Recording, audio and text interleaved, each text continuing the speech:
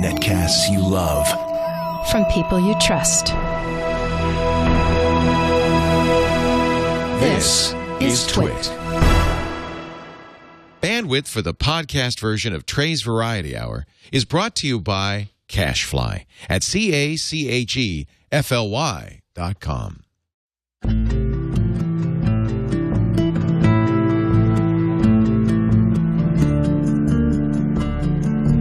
Okay, welcome everybody. I am Trey.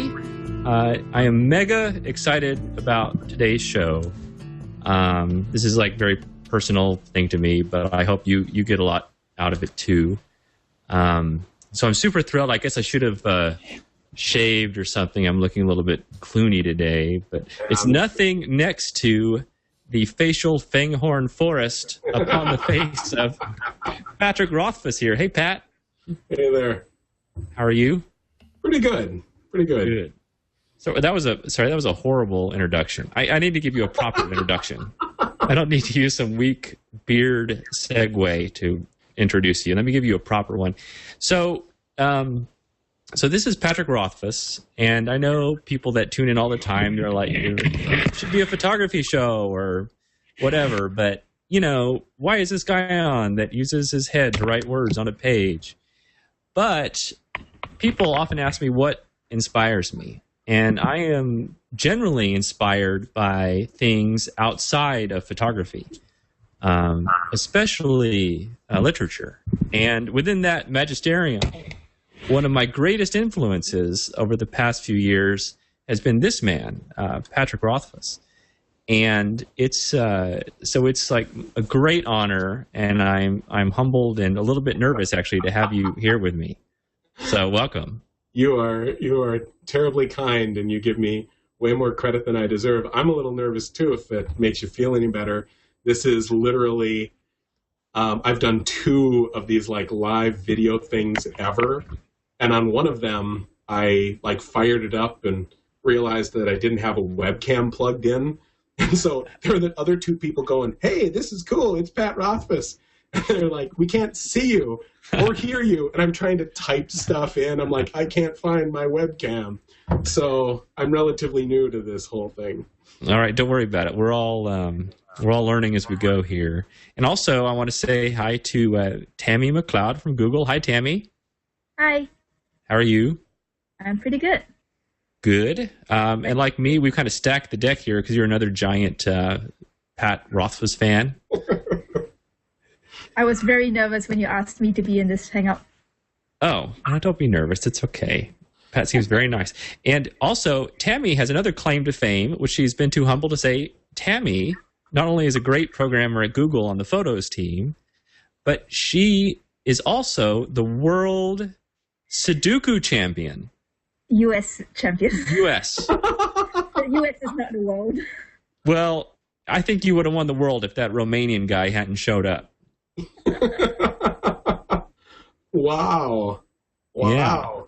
Another claim to fame. So anyway, thank you, Tammy. And Tammy tonight is going to be watching the chat room, which is over here. This is a chat room that anyone can join that's watching. This is over on live.twit.tv. And if you have questions or thoughts or anything, pop in there, and Tammy's going to be monitoring that. And feel free to jump in anytime, Tammy, okay? Okay. All right, cool. Well, Pat, I have all kinds of things that I wonder about with you. Because, you know, when you read somebody's book, you try to kind of intuit their soul through their work. And I think all artists are good students of the human condition. But I feel like for whatever reason, writers are even better students of the human condition, because not only do you have to study it, but you have to be able to write about it. And I think the process of writing helps you to understand it even better. When you go through this with your various characters and as you come up with the arcs of these people, do you think of it in these terms? That's an interesting question. I actually tend to think of it almost exclusively in terms of story. That's just sort of the it's sort of the language that I've developed to, in my own head, to talk about it with myself. A lot of other writers have these words that just, or these terms that don't make any sense to me, because like they grew up talking to other writers about writing, and I grew up kind of feral here in Wisconsin without a community of writers to hang out with and chat with about this stuff. So I think in terms of story, I do think about character a lot. It's interesting that you mentioned the human condition, because I read a really great quote once, and it was something along the lines of, there's a man walks down the street and he thinks about how to write about a man walking down the street. And that person is a writer. And there's a different type of person, and that man walks down the street and he wonders why people do the things they do. And he doesn't know. And so he guesses, and then he writes those guesses down, and that person is a novelist. And I read that, and I'm like, that's kind of it. I kind of guess about why people do the things they do, and I put it in the context of this bigger story, and that's what I do, to put it in a very vague and ephemeral way. Oh, that I understand. Since you are ultimately still analyzing and writing about the human condition through your various characters, you're also a human. You're self-analyzing everything you go through, and you're very, you're public. You share stuff on the internet, and you put stuff out there. So you have this body of work, this baby that you created, and when you put it out there, one half of you, I mean, if maybe you're like me. I don't mean to project my psyche onto you as an artist, but when you put something out there, you think, okay, this is my baby. I care about it. I love it. I don't care if anyone likes it. It's important to me. I really care for this thing. I could care less what the world thinks of it. And that's a very strong feeling. And then the other feeling you have is, oh my gosh, I hope people love it. I'll be crushed. I'll be devastated if people don't like it, So how can both of these things be true for one human? It's a huge, cognitive divide. And you're absolutely right. I remember the moment at which I decided, somebody pointed at the very first page of the novel as it stood 10 years ago, or 10 years before it was actually published. And they go, you use the word alloy and counterpoint here. And those are two, he goes, not only are you mixing a metaphor, which you shouldn't do, but these are two specific terms from two very different disciplines. And that might really throw some people off.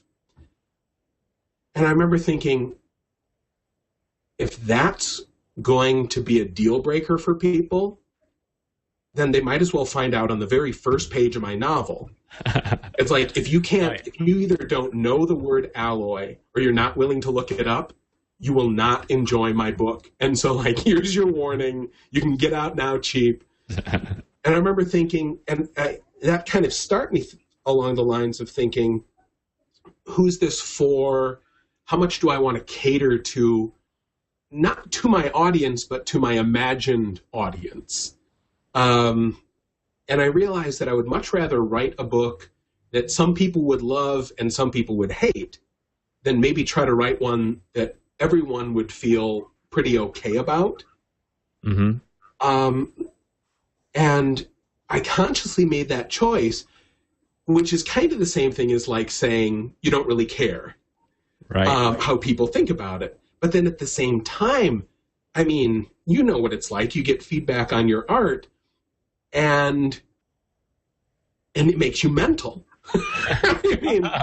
I mean, sometimes you get a really sweet letter or a note or a comment, and you're like, wow, I've improved this person's day.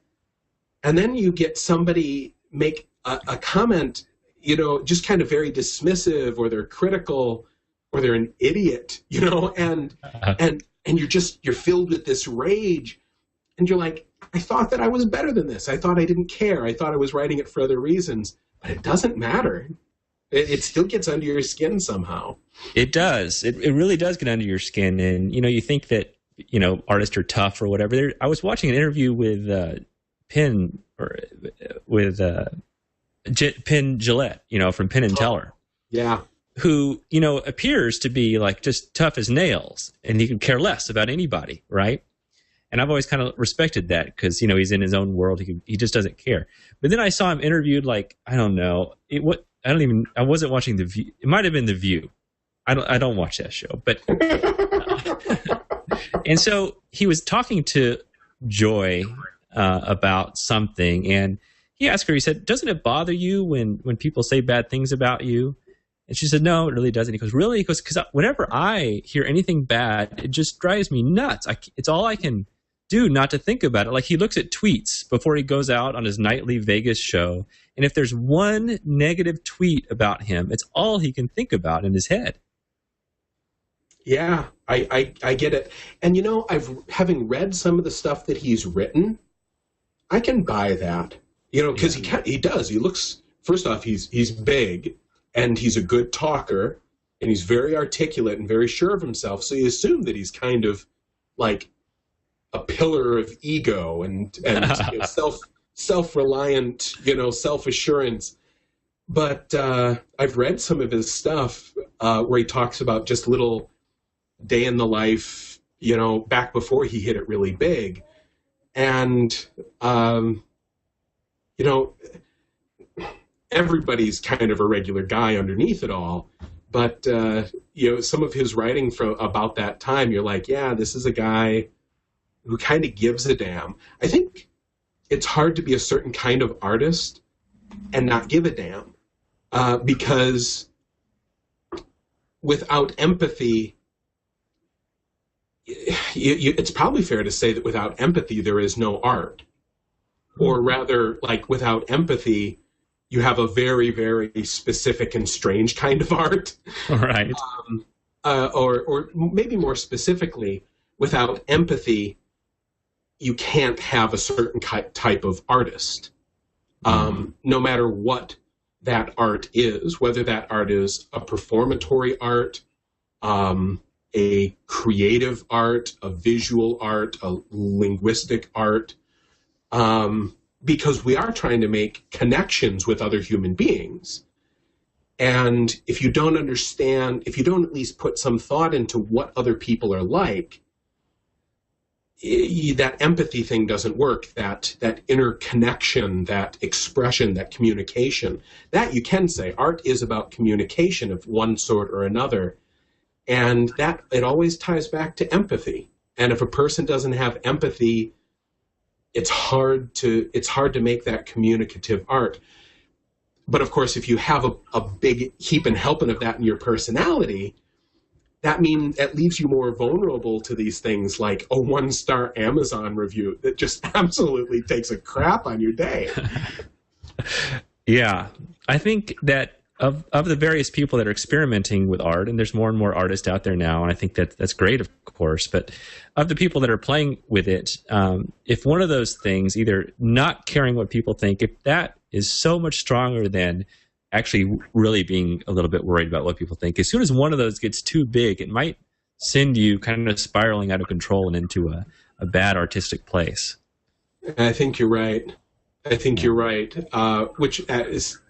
you say that makes me feel better, because it feels like I should be in one camp or the other. It's nice to think that my inability to place myself in one camp or another is a sign of balance rather than just indecision. Yeah, I think it is balance. So these people that, give you this, it sounds like you get this same, I didn't picture it, but I guess you get the same kind of feedback photographers get, where you get helpful people that are giving you advice on your book, right? And they say, Pat, this is a mixed metaphor. So, these comments, they always come off incredibly condescending, don't they? How do you respond to that? And is there, what do you do with this kind of condescending feedback? Well, and that's just it. It comes off as as rude or brusque or condescending or insulting or what's the other word I'm looking for? Patronizing. Right. But of course, I think it's never intended that way.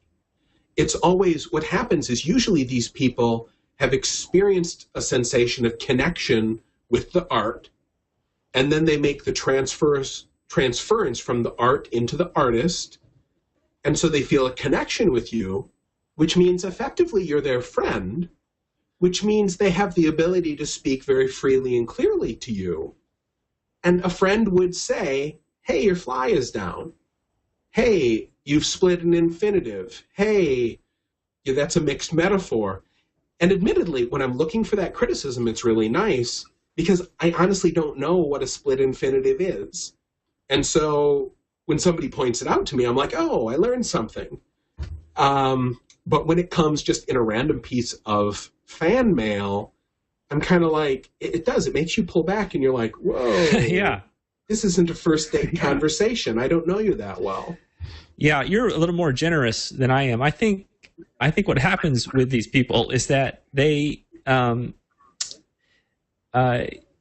don't know if it's a tone of familiarity that they're immediately jumping to, or if this is just how they really think that they're being helpful, and they say things in a very stark, simple way with no humor, with no lightness, but they don't see that. I don't know if it's sort of some sort of email Aspergery syndrome or something, right? Or if they're just trying, they really think they're being helpful. And I think as artists, we just take it, we're so defensive. We're like, oh, say it in a nicer way, please.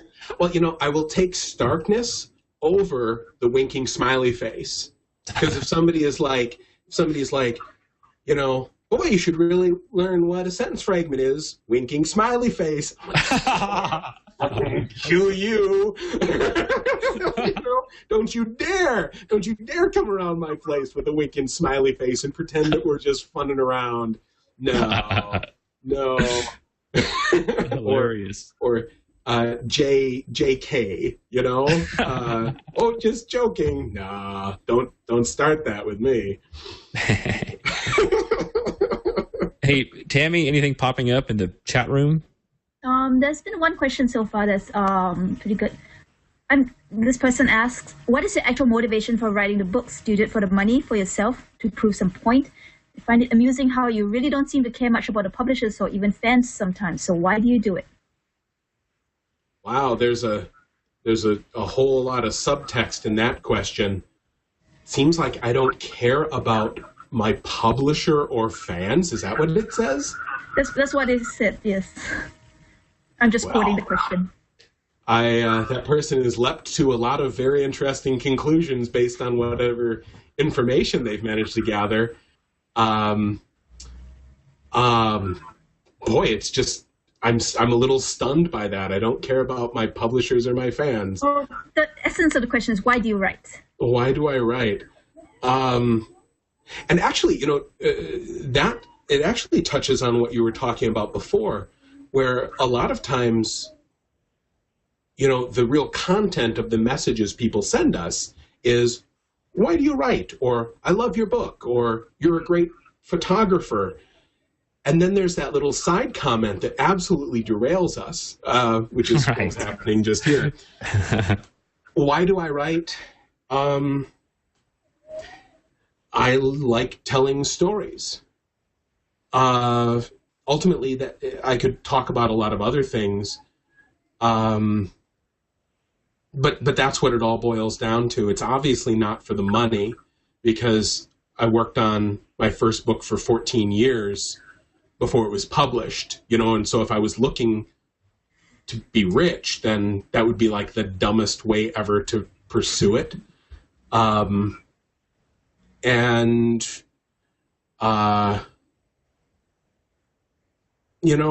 mostly do it because I've always enjoyed reading these books. I've always thought it would be fun to write the books. And it was really, really enjoyable to take this time writing these books, and creating this world and doing that. Just the act of creation itself was a lot of fun. if it wasn't, I wouldn't have stuck at it for 14 years without any, really notable outside reinforcement. So when did you feel that you were born to write? Because, reading your book, and there's a few other authors that I do this, when I just start just flowing with the prose, I think, oh my gosh, this person they were put on this earth to write. And when you're seeing someone in their element, when someone is doing, they're just perfectly in the zone. Did you have hesitation the whole time, or was there always just a sort of, gentle throb in the back of your skull, like, oh, this is really me? My pat answer to that is I've never known that I wanted to be an author or to be a published whatever or a writer. I know that I like to write, but I never felt like, and I always thought that it would be cool to be published, but I never ever thought this was like what I was born for. This was my destiny or something like that. See, again, if I had thought that after 14 years of not being published, I would have killed myself way before then. And I think that tends to be the result when a lot of people, they're like, I'm going to get published. I know that I'm going to do it. I want to do this for a living. I want to be a writer. And so they try, and like after 3 or 4 years, they end up like they're not published yet. Then they end up like really bitter and twisted up, and you can read their blogs, and they're just angry, and they got all this bile. Whereas, like, I never expected to be published. I was just having a good time. Well, think of it like this: do you garden by any chance? No. I don't. But I do know a bunch of bitter photographers that fit the mold you're talking about. Yeah, because they expect to hit it big or to be famous or to make a ton of money. But if you think about it, a gardener never thinks, I will be famous for my garden.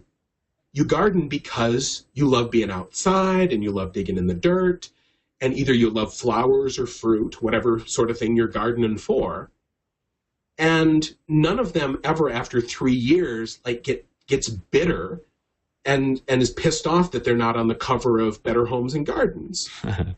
It's a hobby. It's something they do for the joy of the act of it, not for some sort of external reinforcement later on. And in all honesty, I've found the level of external reinforcement I've received paralyzing at times. It freaks me out, especially after so long of effectively working in a vacuum. So what was it like? You said you were kind of feral out in Wisconsin, and you're not part of the establishment and all this stuff, and you just blow onto the scene a few years ago and make you're not the kind of person that makes a spectacle of yourself, but the work made a spectacle of itself. And, what is it like being, because this is very useful to, I think, other artists from various other industries that come into an already mature industry that's already well established, and you're this new fresh face, and you just blow into the scene and everything changes and goes crazy. What's that been like for you? This is the sort of thing where it's like, I can give the correct Hollywood interview answer, which is to say, well, and really that's almost the polite thing to do, because everyone wants to think like, wow, after working for so long, he finally made it. Now he's making grown-up money and people kind of know who he is, and he's finally achieved his dream. That's like the satisfying story. But the truth is, the level of success that I reached has at varying times made me like profoundly unhappy. And that's kind of a sad thing to say. And people are like, oh boy, sorry, we love your book. I don't mean to imply that. it's just that I was really good at being a broke, nobody college student. And so I go from that to suddenly being, a moderately well-known fantasy author. And I get fan mail, and people want me to come to conventions, and I do a signing, and 900 people show up. And so a woman gets to the front of the line, and she shows me she's got, like, my name tattooed on her arm. And I'm like, I didn't have, like, the mental equipment to deal with that. It's, in some ways, this would be way easier if it happened when I was 19 years old. Because when you're 19 years old, you firmly believe that, like, you should be the center of the universe. And so if somebody had said, poof, you're a famous author and people love you and here's some money, I would have, like, bought a fast car and felt like a rock star. And now it happens and I'm like, this is weird. And I feel guilty. Yeah. I could sense that. I sense that guilt, not with you. I sense it with a lot of Hollywood stars, right? That they've gotten very famous, they've gotten a lot of money, and then they just feel guilty, and they end up just doing a bunch of strange things because of the guilt. So I hope you don't get like that. I'm trying to ride the brake on the strange thing element. Although, it's fair to say that whatever stress I might feel as a fairly successful fantasy author, like the most famous author ever is not as famous as the least famous movie star ever. So it's like, I can't imagine what sort of stressors those folks are going through. In some ways, though, I think that it's more akin to winning a lottery. And I've read some research into that, where sometimes people who win, actually 9 out of 10 people who win like a big $1 million lottery wish that it had never happened to them 10 years after the fact. It destroys their lives because they don't have the tools to deal with that sort of thing. And so it wrecks everything for them. There's an interesting TED talk about that. They compare like lottery winners to paraplegics, and generally the paraplegics are much happier. They don't necessarily equate it to having a lot of money, but it's the problem of having many, many choices. Yeah. And as you have so many things you could be doing with your time and your life and your money, no matter which path you choose, there's always an option to go choose a different path. So like if you look at games, you're a gamer, like, these games where you have to commit to being a night elf, right? If you can't ever change, you will really strongly defend how awesome a night elf is. No matter what choice you make, your brain starts making all these justifications because of limited choice. You can become happier. That's a great comparison. And I think it is true. For a while, I said no to everything. I got invited to like cool anthologies. And I tried to be a grown-up, and I'm like, no, I have to work on book 2 because people really want book 2, and book 2 is late. And I felt like the kid who's like inside practicing his violin when all of his friends are outside playing.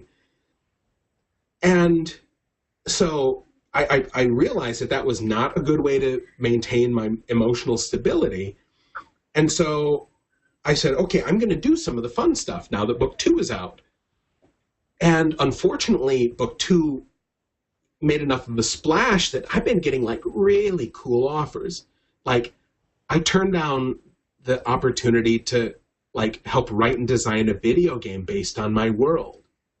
Like, I've always wanted to do this. And I think it would be really cool. But I can't do that and do a good job on my book and finish the novella and the 2 stories that I've already promised people and be a dad, and still like occasionally see the few remaining friends that still live in the state. And so I had to say no to that, and it sucks. That's a really interesting comparison. Well, I don't know if it's accurate or not. It's how I think about it. I find all ways to justify my strange activity. So, considering your books, Tammy, by the way, get another question ready. Find one less insulting this time. wasn't insulting. It wasn't insulting. I was just curious about. It's always fascinating to me to find out what people are kind of assume about. The other people in the chat will jump to your defense. Oh, they're very sweet. They did. I saw them jump to your defense too. Okay, while you find another question, the chat were very ready to jump to your defense. I have one for you here. Okay. So now you have to be very, reflective here about your own work, and I know you are very humble, and that's very nice and everything. But just setting that aside, talking about yourself in the third person or whatever. Okay. I get so many suggestions of books to read, of movies to watch, of places to go. And by far, I get more recommendations to read your books than anybody. And there's a lot of great books out there. There's a lot of great writers. There's all kinds of wonderful prose. But what do you have any insight as to what it is about the nature of your stories that is so incredibly word of mouth? It's weird how anomalous it is. And honestly, that's the only reason anybody knows about me, is because people have liked the book well enough to tell their friends about it. Odds are that's how, I don't know, half, 3/4 of the people who know about my book and have read it have found it. Is just from people recommending it or talking about it or writing blogs about it. In some ways, I think it's because of the choice that I made when I started out, that I wanted people to either love the book, and if I lost some people early on and they hated it, that was fine. So I was aiming up here. I wanted people, if they liked it, to really like it. And if they didn't like it, then hopefully they would get out and cut their losses. And generally speaking, whoops, it looks like we lost Tammy. Oh no. She'll come back. Come back, Tammy. We miss you.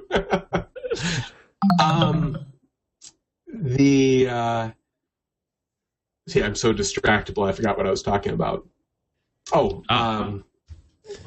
Right. Generally speaking, I think if you're exposed to a piece of art and you like it, you like it. And then you go on with your life and you don't think about it again. If you really like it, maybe if it comes up in conversation the next day, then you'll mention it to the person you're having a conversation about. But then there are the people that I consider the missionaries, where you find something, and whether it be a movie or a story, it gets inside you, and you almost can't help but talk to people about it. It gets inside you, and you almost can't help. Uh-oh. Hey, Tammy, you've got some audio feedback there. That's throwing us for a loop. Okay, she's been muted. But as to why my book managed to hit that mercenary impulse in some people, not mercenary, missionary impulse, I think it might be because, for one, I did get a chance to take 14 years and really make it as good as I possibly could. Most authors don't. Nobody has that luxury, right? Because they're trying to make a living or sell their book. Whereas I was perfectly happy to dink around and be a half-time teacher for my whole life. Also, I think that in terms of what is good in my book, I think it's that people like the characters, and the characters seem real to them. And I'm pretty good at putting words together. People who like my books tend to be word geeks to one degree or another. Those are two common features that I've discovered.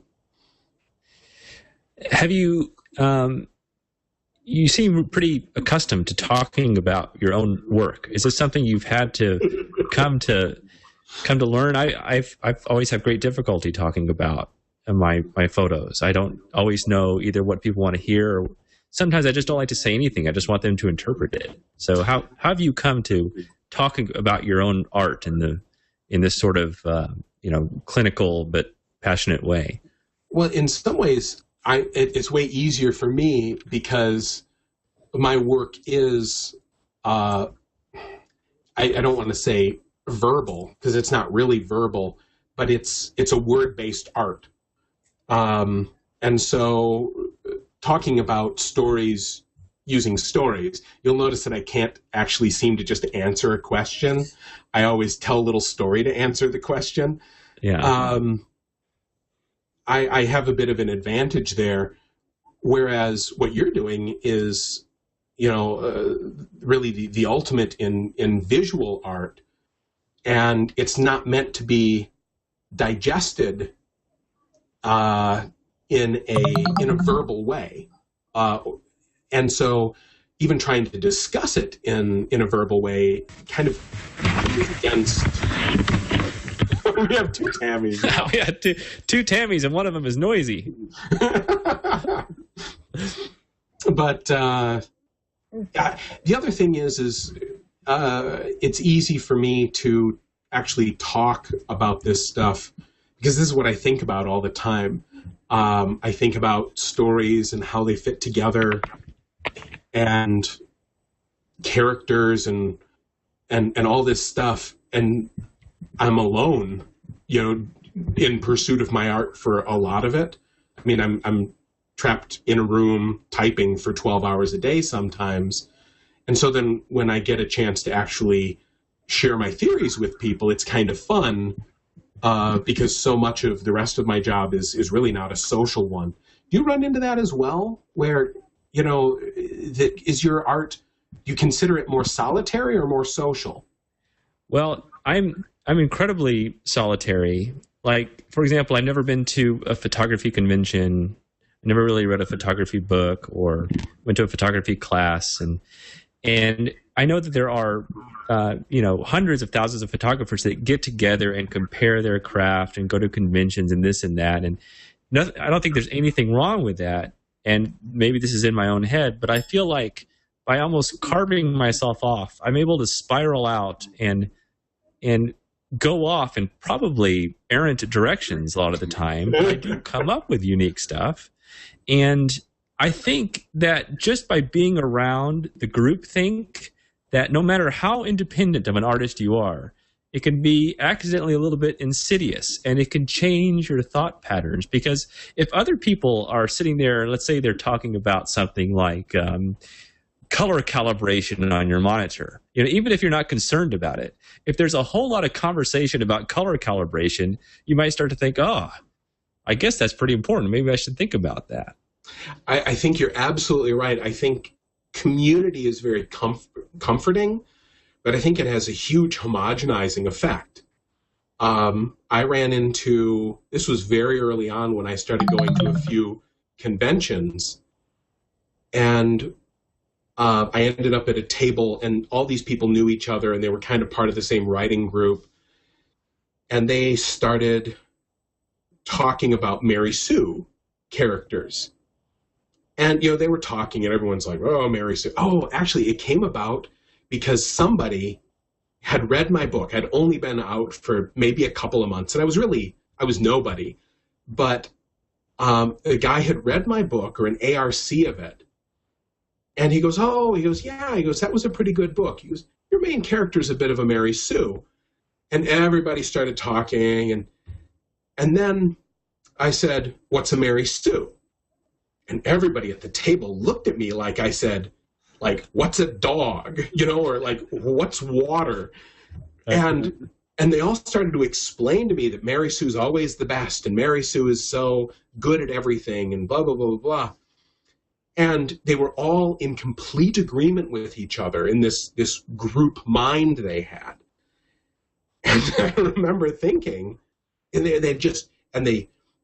they beat up the concept of this extremely competent character to such a vicious degree.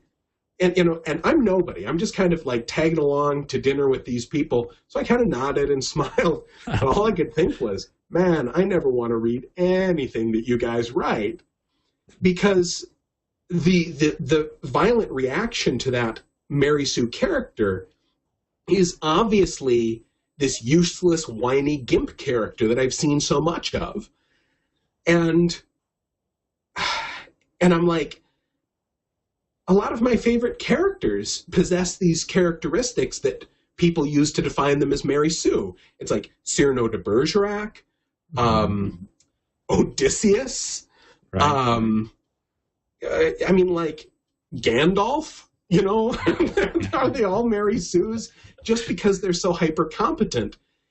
But I think you're right. If I'd grown up, or if I'd learned to be a writer, going to these conventions and being exposed to those ideas, it would have steered me away from writing Kvothe, this main character, the way that I did. And yeah, I think that would have been a real shame. I mean, there's nothing wrong with an exceptional person. That I want to read books about exceptional people. Yeah, that's very well said. I'm glad to see that exists in other things besides photography. I know it also exists in games, because I was in Iceland and I was talking with Hilmar, who's one of the heads of this game company called CCP. They make EVE Online. And EVE Online is a massive multiplayer online game. It's out in space. It's a beautiful game. It's very different, super hardcore.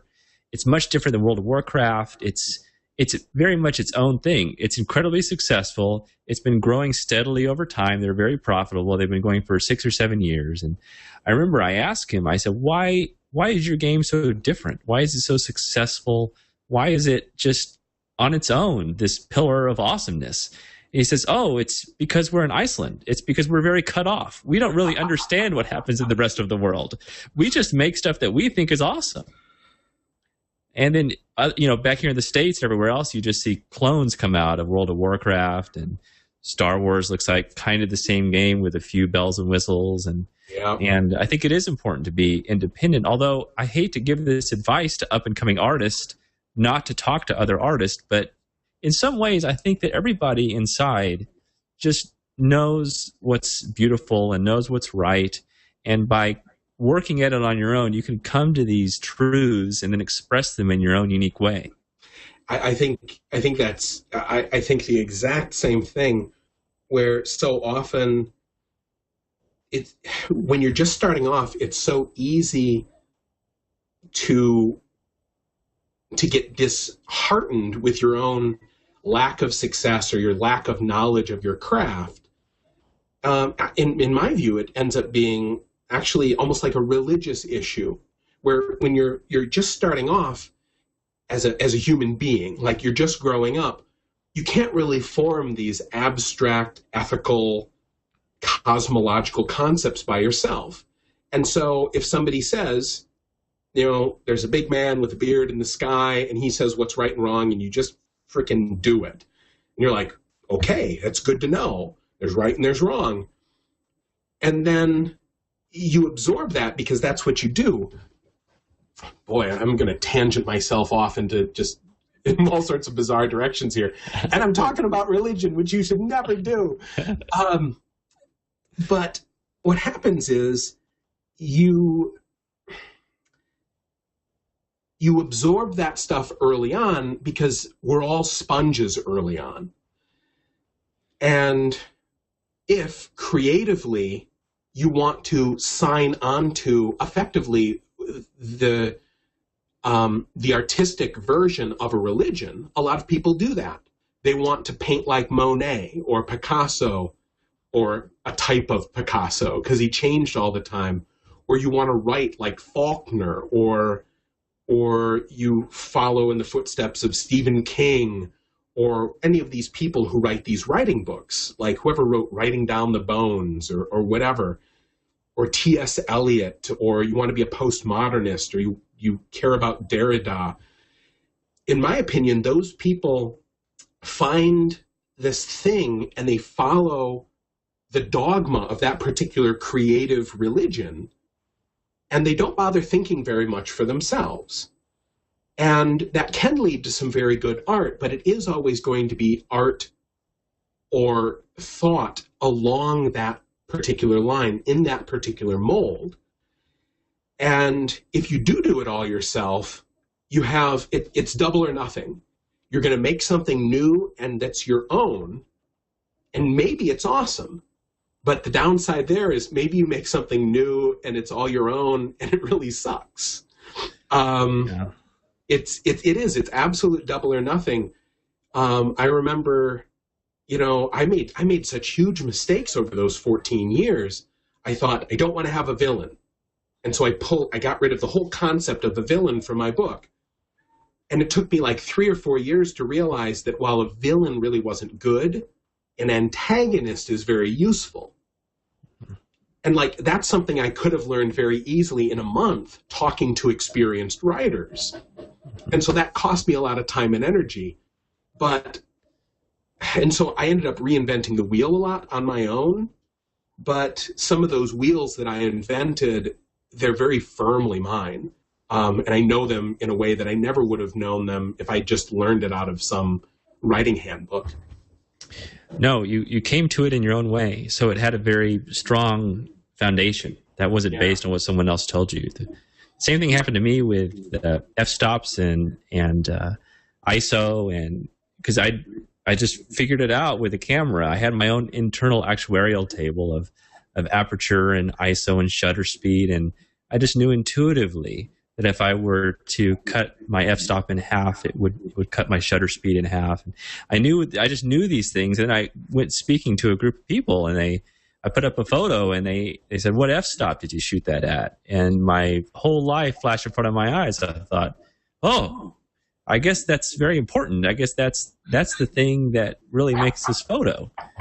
And then I thought, suddenly, I don't really actually know how people learn photography. And when I answered the question, I realized I could have said, "I shot this at f4," and everyone in the class would have nodded and say, "Yeah, f4, that sounds about right." Would have written, or I could have said f22, and they all would have said, "Yeah, that sounds about right." Right? And it made me realize how shallow their actual knowledge of the fundamentals are.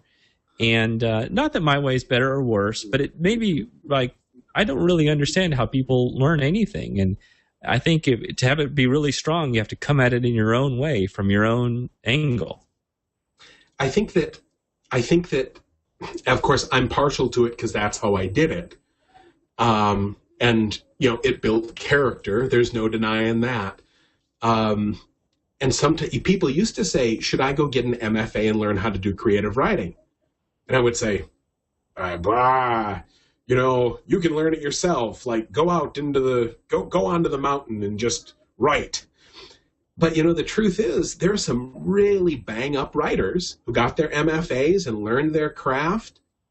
Jim Butcher, Brandon Sanderson, Nnedi Okorafor, all got their MFAs. And they're like really good writers, and they write much more consistently than I do. Butcher turns out a book a year. Like clockwork. Sanderson writes like 2 huge books a year, making me look like an absolute piker. I put out a big book every couple of years because like my creative process is all made out of like duct tape, spit, and binder twine. I can't necessarily say that's the best way to do it. It's just the way that's ended up working for me. Yeah. I don't mean to shortchange any other photographers that know this stuff inside out the classical way, because there are amazing photographers. And I think that you can go through the normal way of learning things and still be independent and come to know each of these foundational things in your own way. But I think it does take a certain type of person to really re-examine all these foundations. I think you're absolutely Butcher right. And I mean, anyone that can write 13 Dresden files in 13 years they know. He's a machine. I'm such a geek for his books these days. Yeah. Hey, Tammy, what do we have brewing over there? Give us a good one this time that doesn't ruffle our sensitive friend here. Hello? Yes. Can you hear me? Yeah. Are you on a satellite? A couple people wanted to know what your inspiration was. Um, I'm in my bedroom, actually. The inspiration question always stumps me because I feel like I should say, I read Madeleine L'Engle as a kid, and that's when I decided I wanted to be an author. But I never really had something like that. I read a lot of really good books, and when I read a really good one, I thought, wow, it would be awesome to write a book this good. I didn't think. I heard a rumor that your books were based on a D&D campaign. Is that true? No. The very first book I wrote in high school, I based on a D&D campaign. And that was like a horrible, horrible first novel. It had like a barbarian and a monk and a Catman samurai in it. It was so bad. It was so bad. But I learned a lot right in that book. That's hilarious. Do you have any authors that particularly inspire you as well? That, again, I inspire. I love the word inspire because it implies so much. It comes, I'm pretty sure it's Latin, it's in spiritus. It means to actually get a spirit inside you. But in terms of like having an inspiration, again, I get fidgety and say, I don't know if these people were like a spirit that was inside me and then I had to breathe it out. That's creepy. But there are some authors that I admire the hell out of. And I've already mentioned Jim Butcher. Brandon Sanderson writes a hell of a book. The Mistborn trilogy is great. And what he did moving from Mistborn to Alloy of Law, I don't think anyone has ever done in the genre or even considered doing in the genre. Writing a secondary world fantasy that moves from the medieval time period to the modern time period in the same world. Nobody has ever done that before. It takes a special mind to think of that. You have to read Peter S. Beagle's The Last Unicorn, Neil Stevenson, Snow Crash, and Zodiac, and those books were great. I could kind of just rattle off 1,000 books, but I don't think people would want to sit still for all of that. Warren Ellis's stuff, he does graphic novels. Transmetropolitan, I think everyone should read it.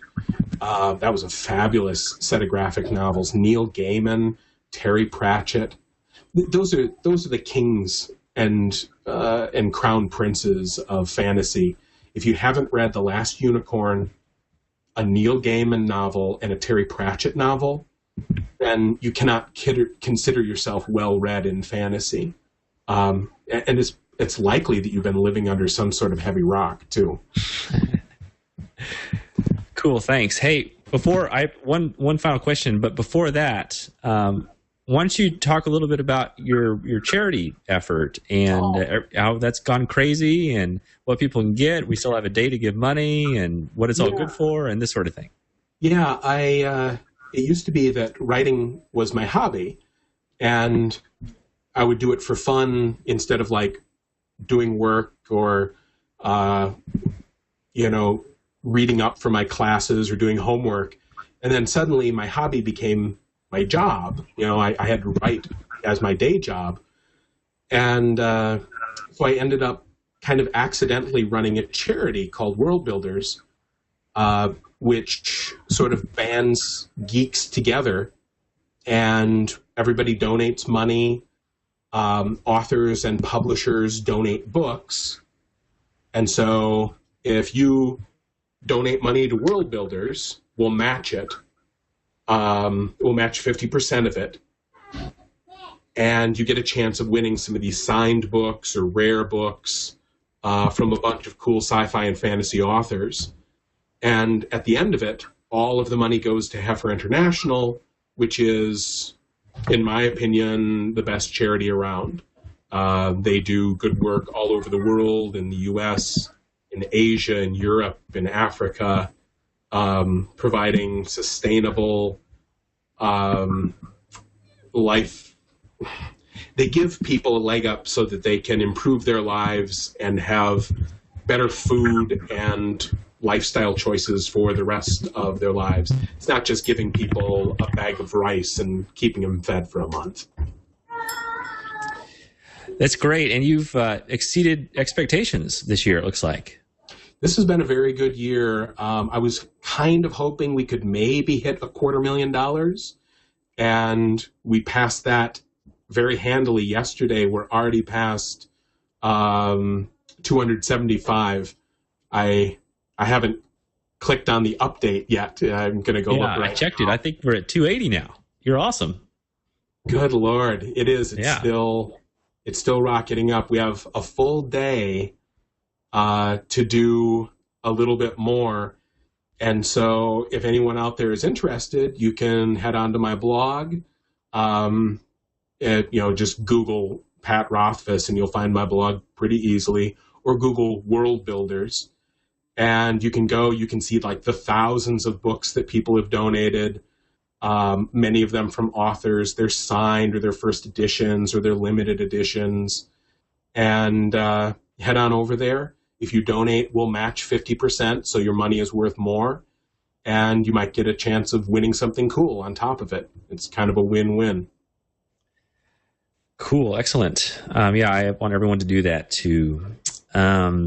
Okay, one final kind of familial question about your new child. So how old now? Oh, yeah. He is a couple of months past 2 years old. And, I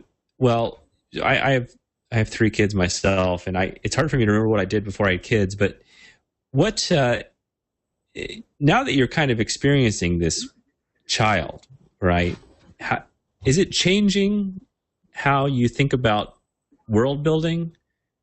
As you see everything kind of coming out of this kid, and as he experiences the world, and as he starts to kind of build his own world in his head, is it influencing a little bit of book 3 in sort of a roundabout, channeled way? Well, it's probably fair to say that yes. I mean, he's influencing me.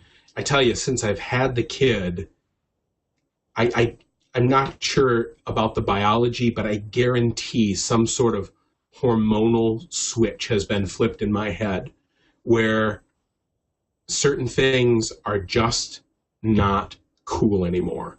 Like if I see a news story or I hear something happening to a kid, it was always horrible before, but now it's just like it's at this whole logarithmically more important thing in my head.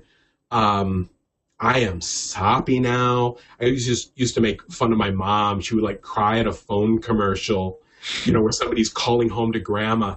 And God, I am such a soppy git lately where I get weepy over anything. It would be kind of classic to say, oh, he makes me want to make the world a better place. But, no, I wanted to make the world a better place before. I think we all should want to do that regardless of whether or not we have a stake in the future. That just makes us good, responsible human beings. You don't do it because suddenly you have a kid and now it's important. You do it because, you should fucking cowboy up and be a responsible member of the human race. I'm sorry. Should I have not have cussed a little bit? I made it almost to the end before I cussed. I'm assuming you can bleep that out or something. Don't worry about it. Sorry. But yeah, he has.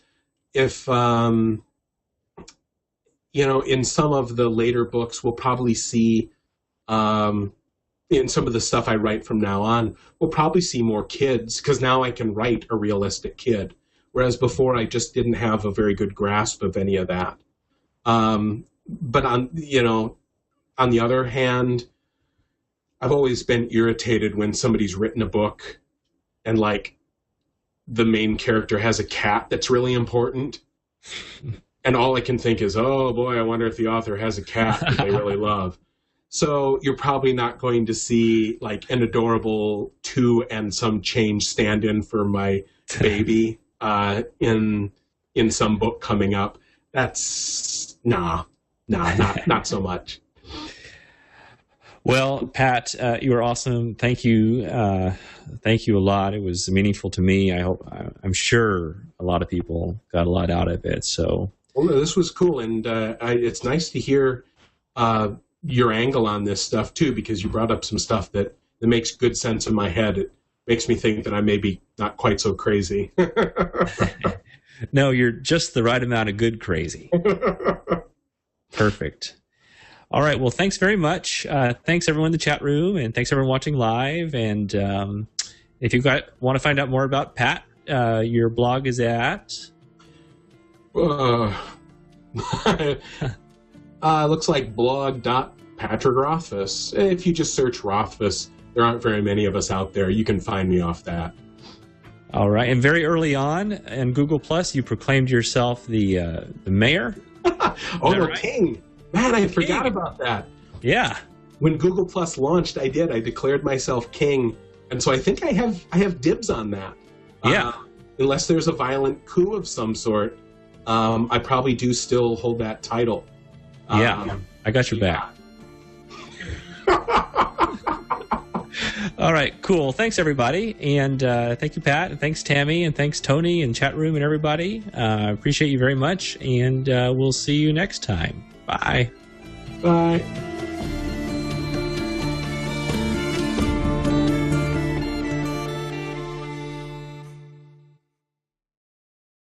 I'm sorry. I'm so rambly. No, you're not. What do you mean? You're fantastic. I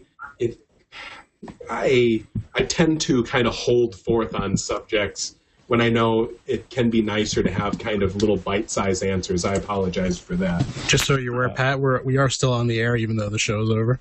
Just so you know. That's cool. Just so you know. That is a good heads up, though. I'll still try to keep the violent cussing to a bare minimum. No, the thing is, Pat, you probably, I don't know if you realize this or not, but when you admire somebody, either just a little bit or a whole lot, you just love to hear them ramble. You know, it's almost like this just stream of this Faulkner-esque type, consciousness, and it's wonderful, actually. It's true. I could listen to Neil Gaiman talk for hours and hours, about how stories fit together in his head. It's just fascinating to me. There is you might like this being a student of language and words. There's this book I read. I forgot what it was. I'll think of it while I'm telling you about it. But in World War II, the British went down to this African tribe, okay, because they wanted to come up with a secret language so they could communicate, and it couldn't be, an enigma machine by the Nazis or anything. And so they found this tribe that communicated with drums. Okay, that's how they communicated. And so it was great because they could go over long distances and communicate ideas and thoughts and whatever. So they sat there with this tribe, and they started to realize that different patterns meant like the men are out on a hunt. And then when the men were out on the hunt, the women back in the village would say, they would start playing on the drum, and they would say, the kids are down by the stream, dinner is almost ready, come back soon. And they would repeat this about 10 or 15 different ways until everyone got the message, right? It was almost like a song that repeated key words in sort of a random way. And as it was repeated over and over again, the entire sentence was communicated. So from this, they came up with the notion that the number of discrete words in a language, you would have to rearrange them a number of ways to communicate a certain idea. And so the thing is with English is that because even though we have a vast, wonderful vocabulary, we don't quite have all the words we need to communicate an idea. So you have to take some of the same words and rearrange them in sort of a sing-songy way. And only by repeating them in a sing-songy way can you communicate a complex idea. And I think that's what comes out with the rambling. That makes me feel better about very rarely having like a quick, pithy answer. I can't remember who first pointed it out to me, but I was doing an interview, and I think we were actually recording it. And they were thinking, they said, oh, we'll just grab a quick 20-minute interview, and then we'll edit it together later. And so we do it, and it went on for like almost an hour and change. And we got done, and they're like, wow, that was a lot of fun. I'm like, yeah, I'm sorry. And they go, no, it's really interesting. You tell stories and stories and stories. And I go, do I? And I realized that I just did it again. I just did it right there. It's every answer is a little story, because that sort of a story is almost like a geometric construct that surrounds a concept. You know, it allows you to triangulate on something that's very intellectually ephemeral. You know, you can't like point at justice the way that you can point at a chair. And you almost have to surround it so that people can see the shape of it in a narrative. I don't know if that makes any sense. No, I think it does. Remember that old episode of Next Generation when I don't know if you watched these like I did, but they had they encountered this alien race. But they know exactly the one you're talking about. You know, they would say like Timo and Naka at Tanaka, right? Yeah. And they're just referring to some story. Tanaka, yeah. I don't want to admit that I can quote that. Yeah. Oh, you're even worse than me then. That's impressive. Tammy, were there any other questions that did come up? If people can still see this, were there any other interesting ones that popped up that I could try to just rapid fire some answers for? One was, who do you see in your head when you write Dina? Dana. I think of it as Dana. You know, I don't think of like an actress, but if I were to pick an actress, I would think, imagine like a cross between a younger Winona Ryder, Natalie Portman, Keira Knightley. You know, they tend to have that tear-shaped face and long hair and dark eyes. That's generally the thing. That's kind of what I think of when I think of Denna. But honestly, so much of her personality is her character that, you know, the physical outside almost doesn't matter as much.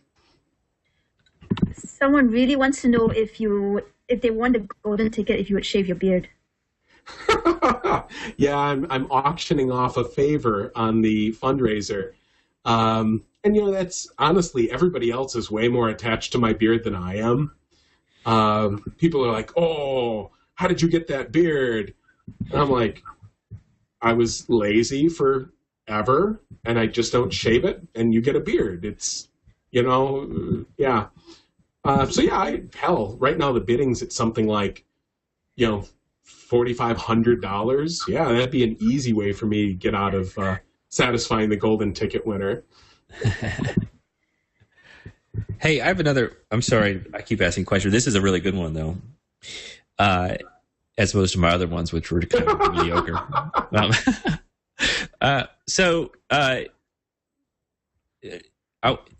Someone like George Lucas, okay, very creative, makes amazing stuff in his younger years. Now he's older, right? Now he's got infinite money, infinite resources, but he's the same person.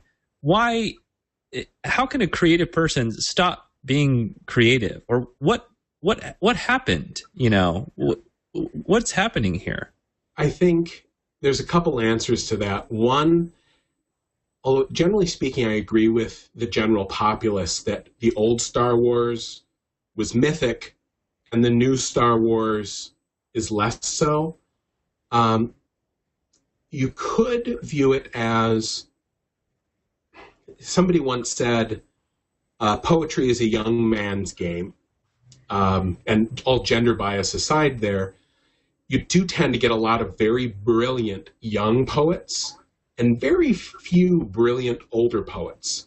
An older poet knows more about the craft, but poetry isn't just fancy prose. Poetry is something else. And that something else seems to reside a little bit more in like young, angry, kind of charged up, vivacious people. And I think you could make a similar argument for different sorts of other creative outputs. Like Sting. Like Sting wrote so many amazing songs when he was young, and now he's infinite money, infinite resources, but he doesn't really write any new songs. And there's a certain amount of, I think, the poison of success.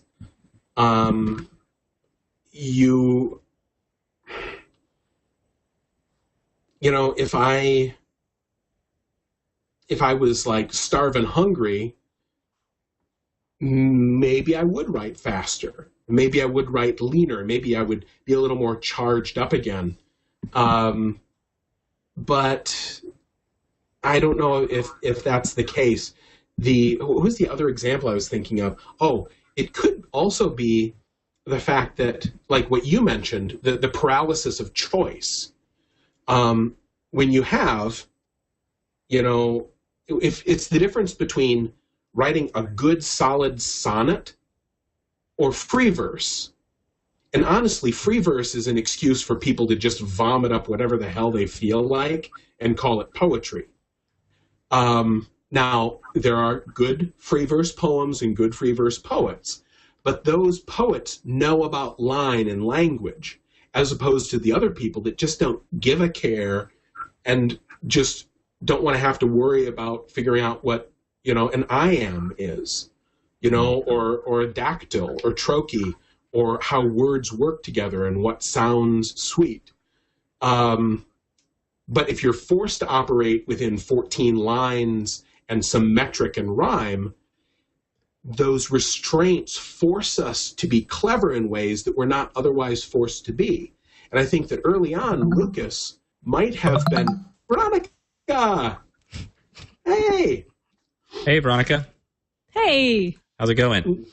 Good. We're interrupting him. He was telling a story. I'm always talking. But I think that when you are constrained by your form, whether it be like budgetary concerns or the studio is breathing down your neck or you only have 10 syllables in a line, you're forced to be clever in a way that if you can write 10 pages, you can kind of do whatever the hell you want. I think that burns a lot of successful types too. It's almost like the lack of, once you get big enough, people can't edit you effectively because you can just tell them to piss off. Well, this concept is so counterintuitive that if you have infinite money, infinite resources, and infinite time, you cannot make something. Why? I think they're scared of failure. Oh. I think once you hit it that big, they're scared to come out with something new and have an epic fail and look like jerks. I bet you that's a huge part of it. Because when you are starting off, you can take these bold risks. And back before I was published, if I wanted to write a novel about, talking elephants, it didn't matter because I was nobody. And if my novel sucked, no one would ever know. But now, it's like, God, writing a talking elephant novel, what if people think that it's dumb as hell? I've embarrassed myself in front of 1 million people. You had to pick talking elephants because my story was talking bears, basically. So your story? my NaNoWriMo. I didn't know. I still want a beta read that for you. Nope. Oh, please. Nope. No way. No. I'm really good. No. I know you're good. That's why. I'm good at reading things and giving feedback. I know. Well, I have to finish it first. Okay. Man, I'm sorry. I totally came into this hangout and I was like, this is what I think. That's what hangouts are. You just hang out. Yeah. Whatever happens, happens. My Google crashed though, so I have to kill and restart my page. So I'll try to be right back. Okay, we'll wait. Okay. We'll Patrick, wait there was for you. one question that I thought was pretty good. It says, have you met any amateur writers that you mentor since you are a teacher? I've met. I don't get to teach creative writing. I did this last semester. I got to teach a creative writing class, and it was a hoot. And so I gave them some advice, and I told endless rambly stories at them, and explained how I screwed things up a bunch of times so that they didn't have to make those same mistakes. But I haven't found somebody. I'm certainly not in a mentor relationship by any means. I will admit I kind of have some of those impulses because I was a peer tutor. I was a writing tutor for like 12 years. Long before I was ever anything resembling a teacher, I met with people like every day, and I talked about their writing, and we talked about what might work better and what might, be holding the story back. And so I love to talk with people about their stuff. And it's like one of my very, very few skills. But it's rare. I don't get a chance to actually put that skill to use with other professional writers, because if I was an editor, I would have my authors and then I would give them advice. But as a peer of another author, you don't read their book and say, oh, this was great, but you know what? The three places that you really stepped in it. And although, honestly, I think that. I'll read a book, and I'm like, this was brilliant. And if they'd fixed these two things, it would have been super, super brilliant. Or sometimes it's brilliant, and then there's one mistake that's like chewing a grain of sand inside a lovely sandwich. It doesn't matter how good the sandwich is. Like, you eat a piece of grit in it, and you can't enjoy the sandwich anymore. And so I'm trying to figure out where to put that type of thing that I like to do, because I can't use it in my professional author life. And most of the authors that I really enjoy, they don't need any mentoring. Well, maybe when your kid grows up, turn into a writer, and you can... Oh, God, I can think of no better way to destroy our relationship. Well, Victoria, what were you talking about tonight on Sword and Laser? What was your topic? Veronica, and we were talking about. That's okay. I get that all the time.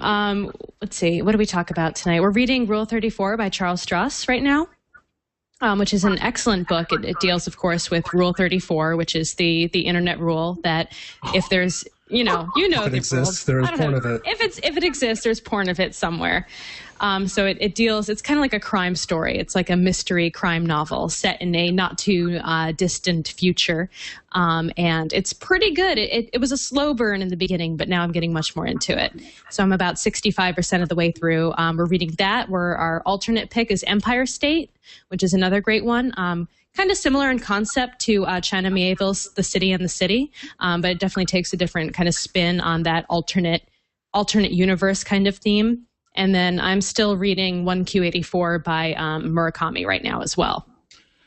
I've heard things. Is that how you pronounce the name, Murakami? Mm-hmm. People have been recommending that off and on to me for a couple of years. Should I bump that up on my reading list?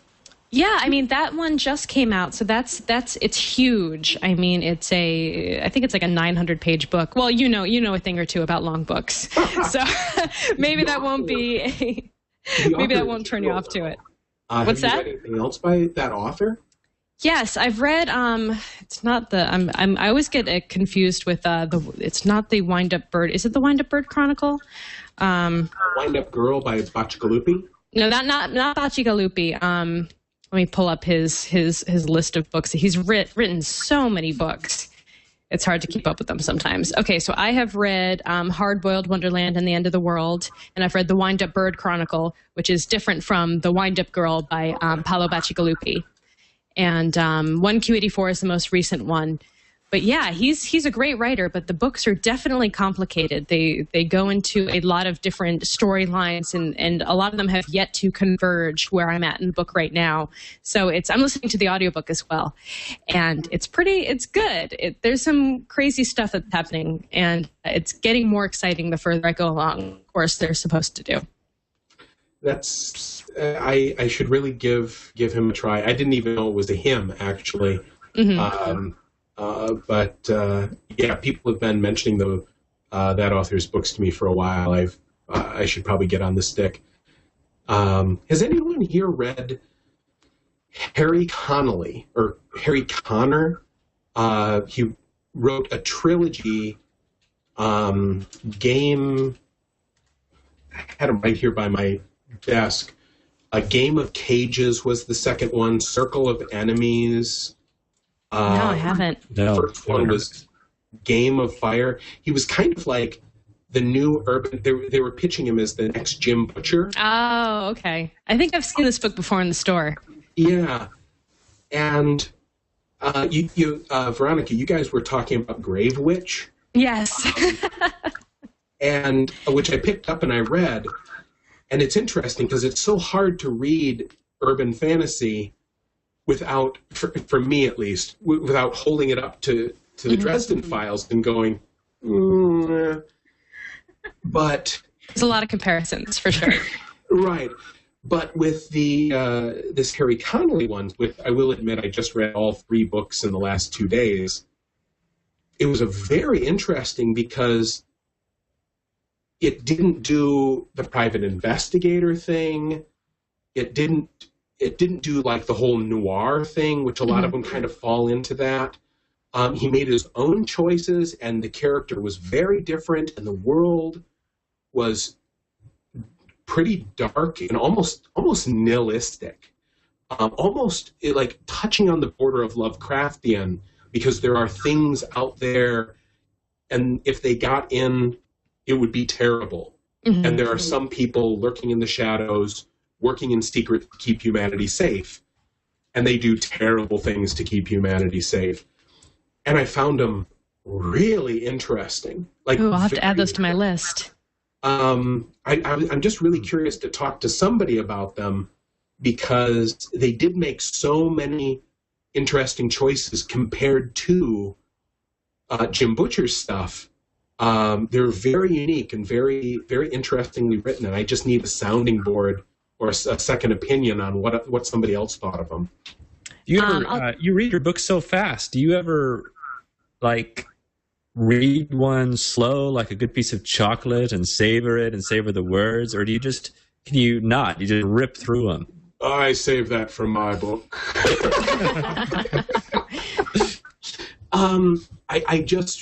I just read very, very fast. I don't know where exactly that comes from. Actually, I think it might, and this is total spitball theory on my part, I think it might stem from the fact that I have just a touch of dyslexia,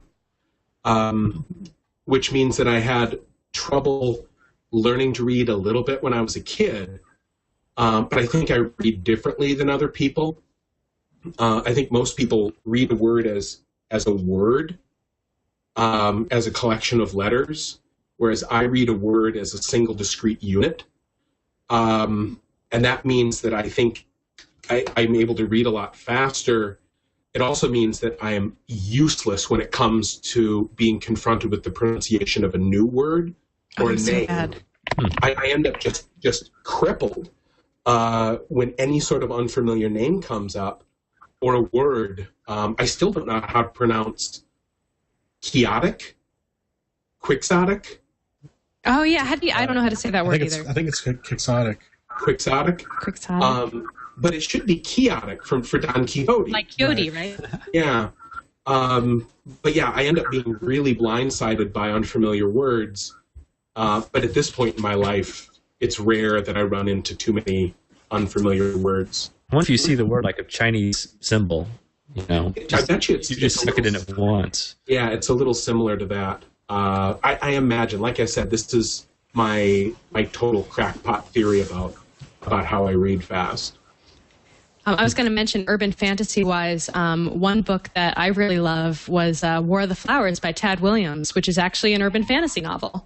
That's a great one that it came out before urban fantasy was a thing. Right. I did. I really enjoyed that. If only for the one fairy. Now, what is the official policy on cussing in these things? Is that... No, it's fine. Go for it. Okay, because this one fairy comes in, and it's a little Tinkerbell fairy, and it comes in, and it cusses and cusses and cusses, and it constantly says, "Sh**ins." That's what it swears, and I'm like, what a brilliant... I mean, because I can't think of anything worse. A smell combination. Right, that's not a horrible, vulgar combination. I love the book just for that. Fairies get away with so much. Like the Wee Freeman and Terry Pratchett's novels and the Discworld novels. All they do is swear the whole time, too. Yeah. It's like, apparently, if you're a fairy, you can get away with it all. Mm-hmm. I read those to my kids at night. Oh, those are great books. Actually, the key is dialect. If you put something in dialect, you can put any terrible word in a book. I used the worst curse, the worst cuss of all in my book twice, and it was okay because it was in dialect. Nobody even ever spotted it. Really? Was it? Was it in a song or a poem or? It was. Here's the secret. One was the pig herder at the end of the book, and the other is in a slight, like, pronunciation dialect of a title. It's in the beginning of the book. But I didn't even think of it because I tucked so many little things into the book over the years. And then it was published and I read it again and I'm like, oh, wow. The big C is in this book twice. You dropped the C. I was wondering if that's what it was. It is. I mean, I'm not too bashful. We pulled the F-bomb out. I used it once in the first book. And then we pulled it, for good reasons. Well, that's always an interesting question in terms of swearing in fantasy kind of books, because does it take people away from the immersion of that story? Like, do those swear words exist in that world? Does it bring people too much back into the present? Or is it something that can flow into that kind of narrative? It's a huge problem, in my opinion, if you are a word-based, immersive second world fantasy author, because cussing is something that everyone does.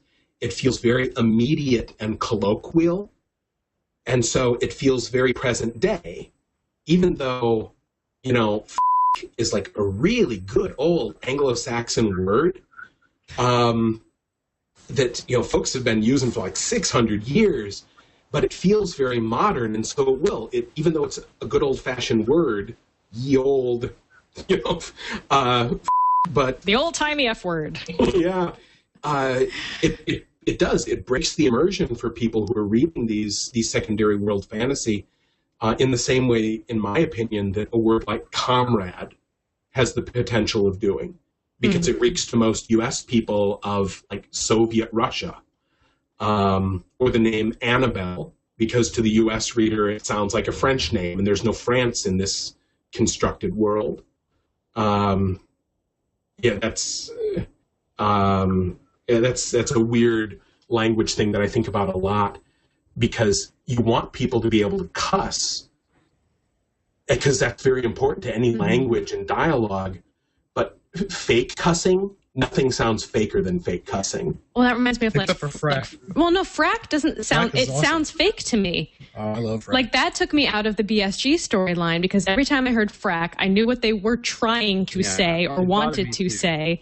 And the only time I think I've heard cursing in a TV show that made sense to me was in Firefly. Yeah. Yeah. He dodged it very cleverly there. I thought that was great. That was you knew what they were saying. You couldn't understand them, so it wasn't funny. It was like, oh, they're just doing it in a different language that I don't know. I don't speak Mandarin, so I don't know what they're saying right now. No, there you go. So you knew exactly what was happening. It was tough to listen to it. Really? Oh, that's great. And I hear their accents were really bad too. Oh yeah, they're horrible. And sometimes I knew what they were trying to say, and it sounded like it's worse when I actually know what they were trying, how far off they were. I do that. I use that. No, I didn't use it. I stole that for the second book in a few places. Where people curse, but they pull different terms out of different languages. But it's still running that line. Even Frack did it. Eventually, you grew used to it, but initially it felt very fake. There was a second one that I think, second series that managed to pull it off, but it's ancient. Red Dwarf. Smeg is a great swear word. I'm going to use that one more. That's a good idea. It just feels awful. Yeah. Cool. Well, what's coming up next week for you, Veronica? Oh, for me, on Sword and Laser, well, we're wrapping up Rule 34. And picking the next book, we have to go back into the realm of lasers at this point. I've let my sword rule go on for too long now.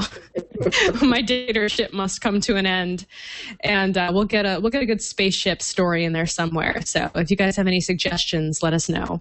Did you guys already talk about Peter F. Hamilton? We haven't done a Peter F. Hamilton yet. We've tried to do. We've done a few classics. We've done Heinlein. We've done a lot of good ones. Orson Scott Card. If you can, I would consider that classic at this point, probably. So yeah, we need something a little more. We're thinking of doing Le Guin, Ursula Le Guin, but she kind of straddles the line for me between sci-fi fantasy. So yeah, which Heinlein did you do? We did the Moon is a Harsh Mistress. Yeah. I mean, make sure that is Heinlein, right? Sometimes I get Heinlein confused with, okay. So I haven't read much. Yeah, Heinlein. I haven't read much much sci-fi lately. Mm-hmm. Altered Carbon. Oh, yeah, that's on our list of ones to look at. I actually have a copy of that here that I need to start reading. People have been pushing Morgan on me for a long time, and I picked it up, and this is a terrible thing for me to say as a big book writer, but I picked it up once, and it's fairly hefty, 500 pages. Picked it up, and I opened it, and the type was a little small, and I was like, oh, long book. I don't know if I'm in the mood for this. But it was brilliant. I really enjoyed that. That's why I got to read it on Kindle. You just make the words look a little bigger. It's nice. You can trick yourself that way. The sense of accomplishment. People get really mad at me when I'm like, I'm 65% done with this book. And they're like, stop talking like that. That's not how people read. You're not supposed to know the exact percentage value. It's like, whatever. Welcome to the future, right? Yeah. I make my text so big on my Kindle. It's kind of embarrassing, really. When I'm on the plane, I hope people don't see because I feel like an old person. I make it giant. You got to do what you got to do. Yeah. It's not good. Hey, we forgot to ask Tony about the show coming up for, I guess, TWiT photo this week. Yeah, Tony, what's up? Over. Sorry, I was muted. We have our TWiT photo guest quest winner tomorrow. Robbie Cavanaugh. He's driving. Oh, yeah, that guy. Yeah, so he'll be in studio actually. So. Oh, he's a nice guy. Yeah, he's cool. What time is that? Tomorrow between 1 and 1:30 p.m. Awesome. Pacific. Well, sorry, Tony, we're keeping you up so late, but this is all good. I kind of want it to be recorded, It's okay. You want this included in the show, Trey? Yeah, of course. Yeah. This is the extended director's cut version. The deep cuts. Veronica, by the way, I just wanted to say how much I really enjoyed the Vaginal Fantasy hangout. Yes! I showed up, and I was kind of like, of course, you guys, I think you absolutely have to keep that name, by the way.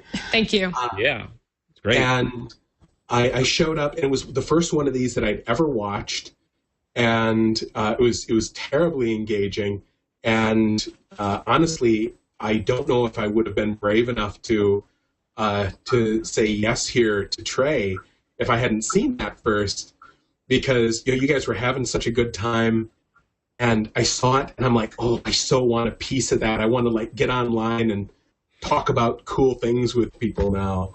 Yeah, it's really fun. We had a blast with it. That was our first one, and we're recording the next one on February 27th with our new book. It was great. My wife loved it too. I put it on for her. I put it on the iPad. And she goes, "Oh my gosh, it's really good." And she started writing down books, and she's into all that same stuff too. And so you have another subscriber. You should turn it into a podcast. I think we probably will at some point. We just enjoy having it on Google Plus so much that I don't think we've gotten to that next step yet. It was kind of like a trial, and now that we know that it worked, it's already been viewed like 40,000 times on YouTube, which is terrifying for me. I'm not used to that kind of. What? I think the name is what sold it. I read Bluebooks for the first time this week because of that. Nice. Yeah, we were trending on Twitter for a while too, and I think they took it down because it had the word vaginal in it. But it's fun. It gets people's attentions, and people shouldn't be scared of words like that. It's silly, but we're having a great time with it. Naming this hangout would be not a penal fantasy, but I didn't think it would quite have much allure. I actually made a joke about that too. I'm like, I could totally get some guys together, and as soon as I'm like, no, 4 dudes, or most likely like kind of beardy, heavy-set fantasy dudes talking about penile fantasy. The thing is, it doesn't even exist as a genre. I don't think there are that many like paranormal romances that are geared towards dudes. Are there? Yeah. Well, I mean, you can make a good art. We could just spend a whole thing talking about Harry Dresden running around with his staff. There you go. There you go. Harry Dresden. Love that man. That long coat. You can call it This Week in Penile Fantasy. TWiT. TWiT. Yeah, TWiT. I like it. Hey, you talked to Ernst Klein, the Ready Player One guy, on your show yesterday with Brushwood, right? Yeah, on Game On my other podcast, we had Ernie Klein, author of Ready Player One, and he was fantastic. He talked about all sorts of like future and video game stuff. He talked about his book and how they're working on the movie, and it was a lot of fun. He's so knowledgeable about pop culture and memes and just everything going back. He's like Wikipedia in the brain. It's crazy. And I was just totally astonished. And I loved that book. I thought it was just fantastic. It was super fun pop culture fest. And I highly recommend it. It's a good, quick read. Yeah. I feel a strange, like, I got to read a very early copy of it. And a lot of people send me ARCs. And I'm so hesitant to blurb because if I kind of like a book, I don't feel good about blurbing it because I don't want people to pick up a book thinking that I've wholeheartedly recommended it. Mm-hmm. When what I've really done is politely phrased a blurb so that I'm not lying, which happens a lot in the publishing industry, unfortunately. And so I got his book and I read it. And I'm like, finally, something that I can like enthusiastically, say. I can't remember what my blurb was, but I wanted it to. See, again, I'm going to cuss here on your podcast. It was what I sent to Ernie in an email. I got it off his editor. My whole email was just, your book is so f***ing good, I can't stand it. And I wanted that to be the promotional blurb on the cover, but they wouldn't do it. Yeah. I think that would have done well. Yeah. This, I am on, I'm about 2 hours to the end, so I'm excited. Oh, so you're listening to the Will Wheaton narrated audiobook version then? Yes. It's very good. How is the Wheaton audio on that? I've never heard him do an audiobook. Fantastic. He's great. He's got a nice, deep voice, and he's engaging, and, who doesn't like Will? He gets to self-reference himself in the book, too. Yeah. Which is hilarious. Did you hear him saying Soft Kitty today to his sick wife? No. He posted a video of him saying Soft Kitty to his sick wife today. That's very cute. I was a little afraid to click on the link because I don't know that song. I was afraid of the context. Oh, it's fine. It's fine. It's kind of a joke about Big Bang Theory, I think, because I don't know if it's outside of that show. Pat, you don't watch Big Bang Theory. Here's the confession. I do not own a TV that is hooked up to cable. Oh. And here, let's flesh it out. I'm also the only person in the world. Does anyone recognize what this is? It's a cell phone. Ah, yes. That is a flip phone. It's a flip phone. Look at that. Yeah. Clamshell, yeah. At some point I fell off the tech wagon, and I've been kind of quiet and embarrassed of it ever since. Patrick, let me help you. I can help you with these things. I have the means. I really do. And you know what's so funny is when I was watching the Vaginal Fantasy podcast, I saw your mic and I'm like, oh, I want a really good mic too. Yeah, all the girls were like, what camera do you use? What mic do you use? We need to get those. Our shots look like terrible. I was like, I'll help you. I got the deets. I need a little bit of that if I'm not even on Twitter. I've shamed myself. It's okay. You're on Google Plus. Yeah, you're the king of Google Plus. That's very technologically advanced. Oh, that's right. I am the king of Google Plus. You're ahead of the curve. Yeah. You don't sound convinced. It's like, I guess. I mean, I was there with MySpace. I was right on top of that. And ever since that fell off the map, I'm like, maybe being cutting edge is not what I want to be. You're on Goodreads, too. I have a ton of fun on Goodreads. Although as soon as I saw you guys there, having fun and talking about books, I was like, I so want to do that. But the reason that it was so cool is that you guys have the freedom to really say whatever you want about whatever books you read. Whereas, and I was going to send you an email that was like, so if, affirmative action ever makes you take a man onto the show, I would love to be a part of that podcast. You are welcome anytime. But the difficulty is it's extraordinarily bad form for me to ever be publicly critical of another author's book. Even if I like it, if I'm then critical about it, and maybe it's just part of it is me being Midwestern, but I know that that's not a cool thing for me to do. Even if it's justified or even if it's meant in a polite way, I don't know if I could be that honest as you guys get to be on that podcast. So I might just be dead weight. Well, if you ever write a paranormal romance or a vaginal fantasy, you're welcome to come on the show and talk about it. Oh, now see, the gauntlet has been thrown down. Or a short story even. We'll take a short story. Actually... Oh, I see it in his eyes. He has something. I have a novella that I'm so proud of that, I might send something your way. I would love a chance to talk about that on the Vaginal Fantasy podcast. Perfect. It's a date. Okay. Awesome. Awesome. Nice. Well, cool. Pat, I'm sure you got to run. I'm sure you have something else to do, something great to make, something awesome to create and bring forth into this mortal coil. And I feel like we're keeping you from it.